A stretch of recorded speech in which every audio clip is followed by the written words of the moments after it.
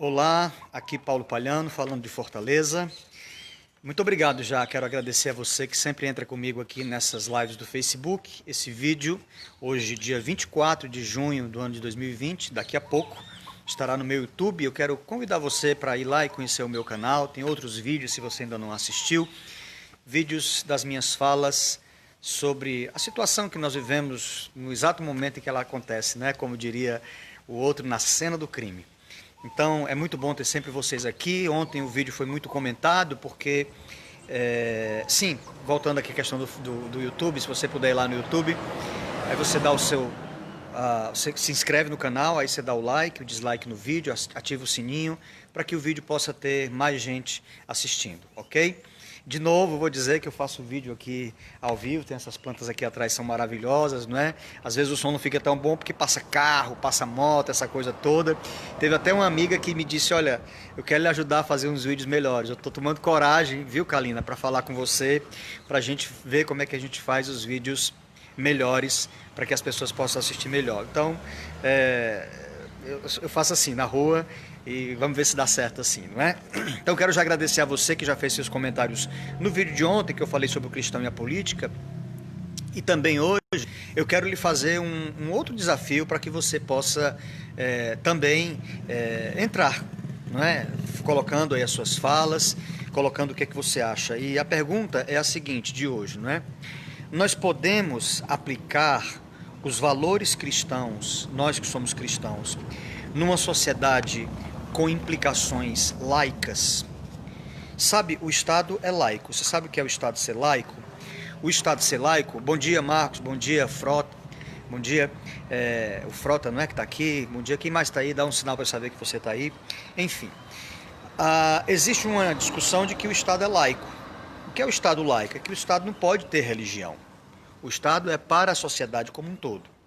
Então, por exemplo, um Estado como o Irã não é um Estado laico. Lá quem manda é a mesquita, são os mulás, né, muçulmanos, são quem mandam. Então não é um Estado laico.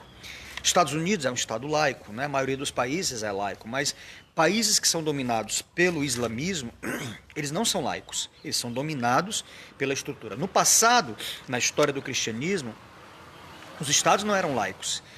O bispo estava acima, o papa acima de todo mundo, e depois tinha o rei, e aí depois tinha as outras autoridades. Então, dentro dessa perspectiva do Estado ser laico, como é que nós que somos cristãos nos comportamos com os valores que nós temos diante desse Estado?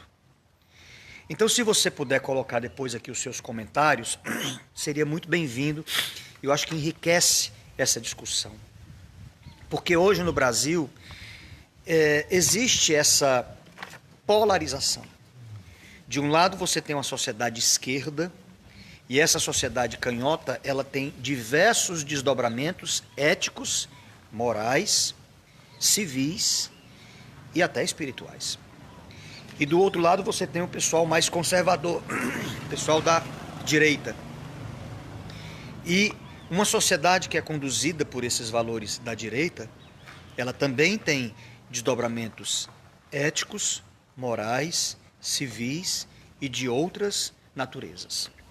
Então, como é que a gente, como cristão, traz os valores que nós aprendemos para uma sociedade? Ou a gente não tem que se meter com isso? Então, escreve aí os seus comentários, por gentileza.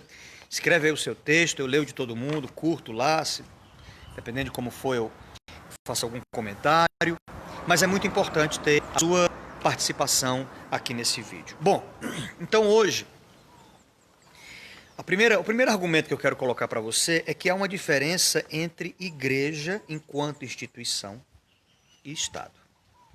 Você sabe o que é que eu percebo? Não é? Para quem não sabe, eu sou pastor desde os meus 20 anos, tenho 51, então já tem 31 anos que eu sou pastor.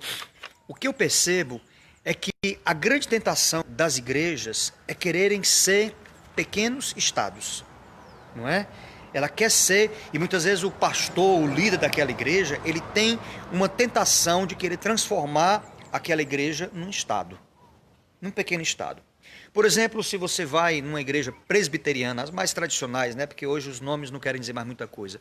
Mas se você vai numa igreja presbiteriana, você tem um conselho de presbíteros, por isso o nome presbiteriano. O conselho de presbítero é como se fosse a Câmara dos Lordes da Inglaterra, ou a Câmara dos Comuns da Inglaterra, e você tem um pastor, que é como se fosse o primeiro-ministro. Ele não tem autonomia para fazer tudo, mas ele precisa conversar e dialogar com aquele pessoal ali, os presbíteros. Você vai numa igreja, por exemplo, como a Assembleia de Deus, ela funciona meio que como uma ditadura.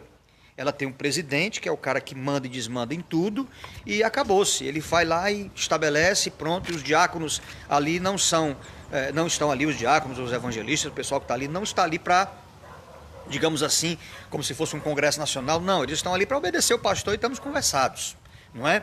Você vai na igreja batista, ela funciona assim, a assembleia é quem se reúne e discute o que é, e aí tem o pastor, mas o pastor não dirige a assembleia, normalmente é um vice-moderador que dirige a assembleia. Então, nós transformamos a igreja, é a grande tentação, num pequeno estado.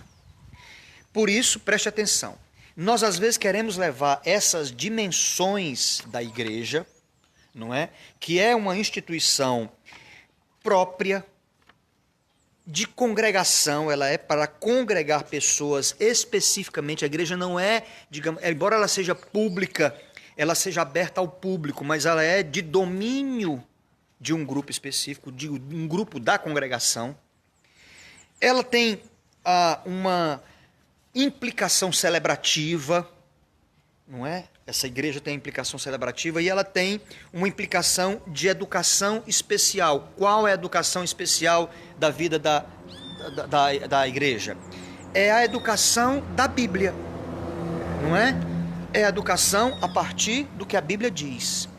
Portanto, essa igreja ela tem uma vida própria à margem da sociedade.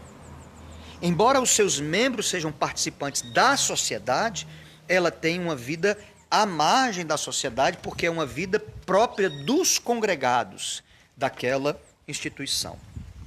Então, há uma diferença entre a igreja enquanto instituição e a sociedade civil. Tá certo? O Marcos está dizendo aqui, bom, o Estado pode até ser laico, mas não ateu. Beleza, Marcos. Acredito que eu não posso dizer à pessoa que ela deve ter uma fé igual à minha, viver conforme a Bíblia ensina. O meu dever enquanto cristão é mostrar, Marcos, aí parou aqui, mas enfim, depois vocês leem um comentário aqui do Marcos. Bom, enfim, então a igreja tem essa dimensão. Segundo lugar, para a boa convivência em sociedade, nós precisamos de imperativos categóricos. Tá certo? O que é um imperativo categórico? É uma lei, digamos assim, que não precisa estar escrita, mas é uma lei que nos dá um sentimento de unidade. Isso é um imperativo categórico. Essa expressão imperativo categórico é da filosofia, é do Immanuel Kant, que foi um pensador da Prússia, né, do Império Germânico lá do século XVII. Então, o Immanuel Kant falava desse imperativo categórico. E um imperativo categórico muito forte de Kant é: haja como se a máxima da tua ação devesse tornar-se, através da tua vontade, em uma lei universal da natureza. Deixa eu explicar. É mais ou menos o seguinte. Se você for fazer alguma coisa em sociedade, digamos, você estaciona seu carro na vaga do cadeirante ou do idoso, você que não é nem cadeirante nem idoso. Você diz, não, mas é rapidinho. Agora pense comigo, se todo mundo estacionar na vaga do cadeirante e do idoso sem ser cadeirante ou idoso, o que vai acontecer? É um problema. Então, o imperativo categórico fundamental para uma vida em sociedade, não é? Isso independe da igreja, para uma vida com boa convivência de sociedade, age de tal forma que o teu ato, se repetido ou imitado pelas pessoas, ele traz o bem da sociedade. Então, é mais ou menos assim, essa coisa que eu falei de estacionamento. E em diversas outras áreas da vida. Em todas as áreas da vida, na verdade, se você observar, se o teu ato for repetido pelas pessoas, for imitado pelas pessoas, ele vai trazer um bem ou um mal para a sociedade. Não é? A forma como você dirige, se todo mundo dirigisse na rua como você, isso traria o bem ou o mal da sociedade? Se todo mundo administrasse o dinheiro como você administra, isso traria o bem ou o mal para a sociedade? Se todo mundo pegasse o lixo e acondicionasse o lixo e manuseasse o lixo caseiro do jeito que você faz na sua casa, a sociedade viveria mais limpa ou mais suja? Se todo mundo limpasse a casa como você limpa a casa, a sociedade viveria melhor ou pior? Se todo mundo comesse o tipo de comida que você come, a sociedade viveria melhor ou pior? Se as pessoas imitassem você na sua vida conjugal, na sua vida familiar, a sociedade viveria melhor ou pior? Então esse é o principal imperativo categórico. Qual que é o grande problema que nós temos hoje no Brasil na questão da esquerda? É que a esquerda, né, o nosso pessoal aí da esquerda no Brasil, eles trabalham com as exceções e não com a regra. E esse é o grande problema, que é o último ponto que eu quero tratar aqui nessa nossa conversa hoje. É que o pessoal da esquerda, eles vão para o caminho da exceção para transformar os que são da exceção na perspectiva de que eles sejam a regra. Eu vou dar mais alguns exemplos. O homossexualismo, o lesbianismo, qualquer outro ismo que você queira dar ao grupo que não é heterossexual. Pense comigo. Se todo mundo for homossexual no mundo, o mundo é melhor ou pior? O mundo sobrevive? Agora, se todo mundo for heterossexual no mundo, o mundo é melhor ou pior? Todo mundo sobrevive? Percebe? Então, a variedade sexual, ela não é uma normalidade. Porque se todo mundo imitar, o mundo não vai ser melhor. Não é? Então, a ideologia de gênero que é da esquerda, a ideia que está por trás é: nós temos que trazer para o centro do palco essas exceções para que elas se tornem a regra. Vamos pensar aqui. Uma senhora, uma mulher, uma moça que foi violentada sexualmente e ela engravidou. Ou uma pessoa engravidou e a gravidez dela foi de extremo risco e o médico chamou a família e disse: olha, nós não temos como salvar a mãe se o bebê continuar na barriga. A mulher que foi violentada, digamos que ela teve lá um ferimento grave no útero por conta da violência sexual, e aí o médico diz: olha, nós temos que, para salvá-la, nós temos que matar o bebê. Essas coisas são exceções. Porque pense comigo, se todas as mulheres abortarem, a humanidade se acaba em 2 anos. Não é verdade? Então a esquerda traz para o centro do palco o quê? O discurso de que as exceções são as regras. Percebe? Lembra que o ex-presidente Lula falava: todo político rouba e tal? Não. Porque se todo político roubar, não é? Se todo político roubar, isso traz um desastre para a nação. Percebe? Não pode ser assim. Portanto, as exceções devem ser tratadas como exceções no estado que nós vivemos. E nós, enquanto cristãos de direita, porque é impossível um cristão ser de esquerda. Eu até já fui da esquerda quando era jovem, né? Mas eu amadureci. Né? A gente era da esquerda porque era muito culto ser de esquerda, fiz universidade estadual, embora nunca tenha militado em canto nenhum, mas acreditei que a esquerda podia fazer alguma coisa que prestasse e não faz. Então, como é que nós temos que tratar as exceções? Temos que tratar com o imperativo categórico. O homossexual deve ser bem tratado? Deve ser bem tratado e respeitado. Mas deve-se normatizar e se normalizar a prática da homossexualidade? Não, isso é uma coisa particular de alguém ou de um grupo específico que não é o todo da sociedade. O todo da sociedade é que para que a própria humanidade continue caminhando, é que ela é heterossexual. O aborto pode acontecer numa ou noutra situação? Sim, depende da situação. Se for uma situação clínica onde a mãe está em risco, enfim, eu não vou entrar nesse mérito, mas o imperativo categórico maior é a vida. É a vida. E se a vida ela está sob risco e ela começa a ser colocada num padrão de que ela pode ser dizimada em qualquer momento, então esse imperativo categórico foi abaixo. A vida tem que ser a coisa maior. Enfim, você está entendendo? Que como é que a gente lida, então, como cristãos, nós que somos de direita, nós que somos conservadores, como é que a gente vive a vida da sociedade? Então, de novo, primeiro, entendendo que Há uma diferença entre igreja e Estado. Não queira que a sua igreja seja o Estado, nem queira que o Estado seja a sua igreja. Não faça isso. Não façamos isso. Não é? Segundo, é que para uma boa convivência social é fundamental esse imperativo categórico. A gente trabalhar por regras que servem para todo mundo. Agir de tal forma que se o teu ato for imitado pelos demais, a sociedade vai viver melhor. Quer ver na igreja? Aí voltando agora, dando aqui uma alfinetadinha para as pessoas da igreja. Por que a igreja hoje não ganha mais almas para Jesus? Porque você tem uma ou duas pessoas pregando para ganhar almas. O restante está fazendo o quê? Nada, só assistindo o culto. Então, essa multidão que está assistindo o culto, não é? Ela é digamos assim, a esquerda da igreja. Porque o conservador é aquele que faz, é aquele que diz, nós temos que ir atrás das almas para Jesus. E se todo mundo ganhar uma alma para Jesus, olha que coisa bacana, viu, Carlos Carantino?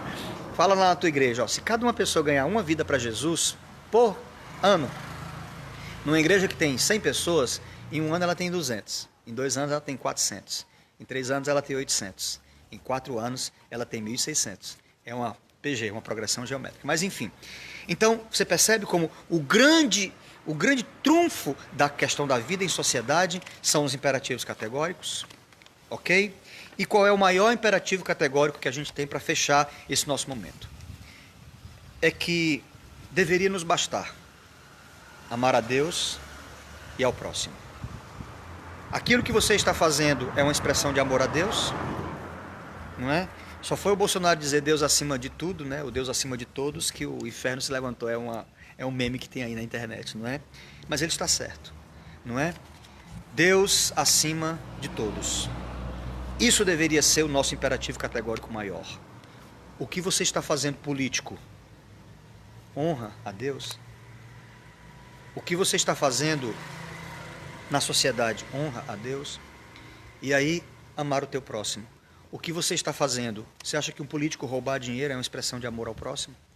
Você acha que numa pandemia dessa, com milhares de pessoas mortas, outros milhares aí sendo enterrados, quase como que indigentes, sem ter a dignidade de um luto bacana, de um funeral bacana, não é? Enquanto políticos estão roubando, você acha que isso é uma expressão de amor ao próximo? Percebe? Como as máximas do Evangelho, os imperativos categóricos do Evangelho, da Bíblia, não é? Se colocados em prática na vida da sociedade, a gente vai ter um mundo melhor. Ok? Bom, é isso. Então, aqui o meu grande abraço a todos vocês. Por favor, gostaria de pedir a vocês que fizessem comentários sobre esse vídeo. E se você achar que vale a pena compartilhar esse vídeo com seus amigos, nas suas redes sociais, eu fico muito grato a você, não é? Se é um vídeo bom, então compartilha. Se não for, então você até deleta do seu feed de notícias. Combinado? Então tenha uma quarta-feira muito boa, maravilhosa, você com a sua família, não é? Tenha uma quarta-feira iluminada, que Deus abençoe você, abençoe a sua casa e, se Deus quiser, até amanhã. Beijo para todo mundo.